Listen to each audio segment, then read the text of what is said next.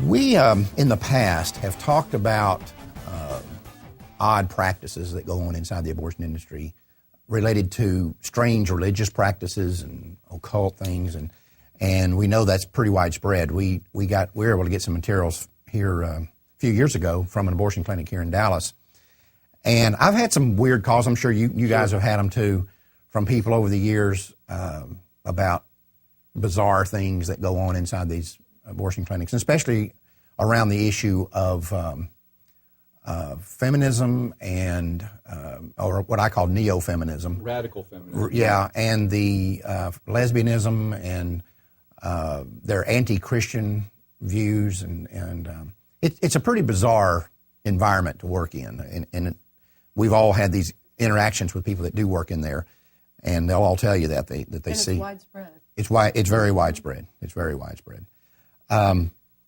We've got a young lady joining us from Virginia today, Abigail Seidman, who has some firsthand experience with this, and we want to welcome her to the show now. Hello, Abigail. Hi, it's Seidman. Seidman. Okay, I'm sorry. Sorry. Abigail, you started working. Your mother was an abortion clinic employee. Is that correct? Yes, she started working at an abortion clinic when I was 11. 11 years old. And how did you get involved? When I was 12, she started bringing me with her to be an escort in the parking lot. Right. Where was this abortion clinic? It was in Toledo, Ohio. Okay. Mm-hmm. And so at 12 years old, you were being an escort at the abortion clinic? Yes. Wow. What sort of things did you see related to this issue of the radical wing of the feminist movement and occult practices and bizarre religious rites and things? What sort of things did you see? The first thing I noticed was that my mother took my Bible away at home. Okay. Wow. We hadn't been going to church for years, but she took my Bible out of my room and said, "We're finished with that." I noticed at first I didn't understand what the things were, but the clinic was decorated with goddess statues and goddess art. Everything was goddess related. And my mother started bringing that kind of stuff, redecorating our home that way too. Wow. Did you have a father there in your home? Yes. My parents were together until I was 16 and a half. Now, you said, you told us the other day, you told Carol, our producer here, that your mother was pressured into divorcing? Yes. She was, for years, she was pressured and told that there was something wrong with her, or her values were suspect because she wouldn't divorce my dad and she wouldn't have a lesbian relationship. And eventually, to my knowledge, she never had a lesbian relationship, but she did divorce my dad. Now, you say your mother didn't have a lesbian relationship, but in order to keep up appearances, she told you to tell everybody that she was a lesbian. No, she told me to tell everybody that I was a lesbian. Oh, that you were a lesbian. Yes. So she's telling her own daughter. Now, how old were you when that started? That was when I was 12. She told me that everyone was naturally bisexual, and it was just a choice what you wanted to do, and she would prefer that I be a lesbian, and it was important for the women's movement that everyone be lesbian identified. So she wanted me to tell people that I was a lesbian. You know, on that subject, it was interesting. A few years ago, a NOW chapter, National Organization for Women, opened up here in Denton, over at Texas Women's University. And they had that particular year happened to have the National NOW Convention in Houston. So all these girls from TWU at the NOW chapter here went down there. When they got back, they disbanded the NOW chapter, and the girl that did it said, "We had no idea that these people wouldn't accept you unless you were a lesbian." Wow. And she says the whole thing down there in Houston, the whole convention was centered around everybody being a lesbian. And that kind of confirms what you're saying, Abigail.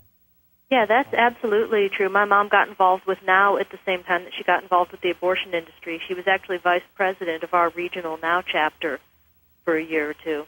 And she would take me to NOW conventions, and everything I read that was NOW literature or talked to people from NOW, if you weren't a practicing lesbian, if you were married to a man, you were still expected to they called it being lesbian identified. You were expected to dress like a lesbian, to experiment with lesbianism. Now, did you think all of this at your young age at the time, was this just normal, or did anything kind of bother you, or did you think anything about it one way or the other?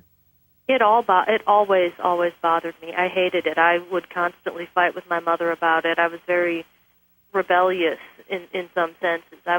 I'm actually a very normal woman. It's been a struggle, but I've managed to, as soon as I was an adult, I managed to start coming out of it. I, learned how to dress and act like a woman. Good for you. You know, Abigail, we have always heard rumors from different abortion clinics and their staff, and people have come out, that there's not only a radical feminism inside these places, but also weird occult and Wiccan sort of rituals. Did you get a chance to see any of that yourself firsthand?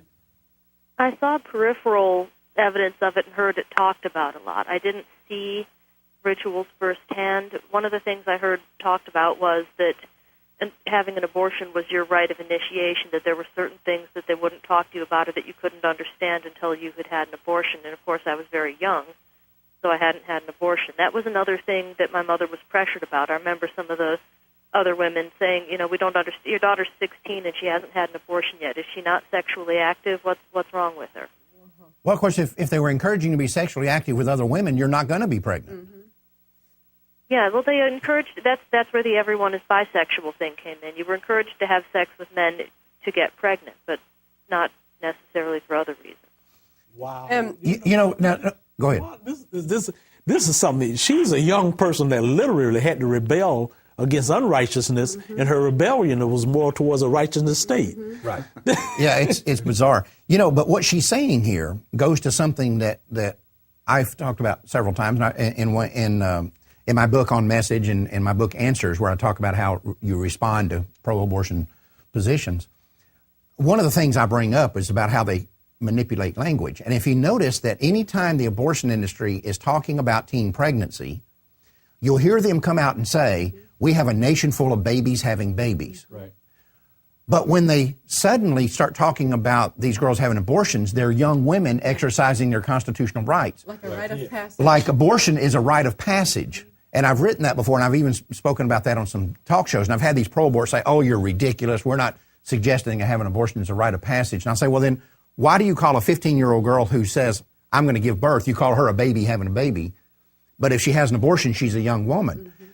And now what you're saying, Abigail, is that fits the pattern to what you saw inside the industry.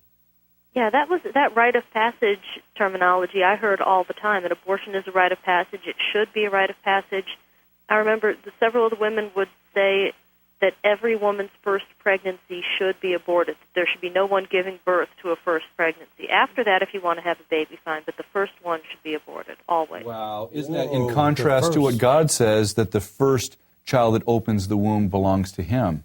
Wow. I mean, spiritually, this is the devil speaking. Exactly. Right. Abigail, Exactly. did you ever come across women in all this time you were involved that clearly didn't want to have an abortion? Yeah, there were, especially as an escort in the parking lot, there were more than once, quite a few times, I saw especially teenage girls being brought in by parents that didn't want to be there, or but women being brought in by their boyfriend, and it was obvious, that she was crying and he was angry. Now, unfortunately, Abigail, as you told us the other day, at 17, your mother did eventually divorce your father. You went to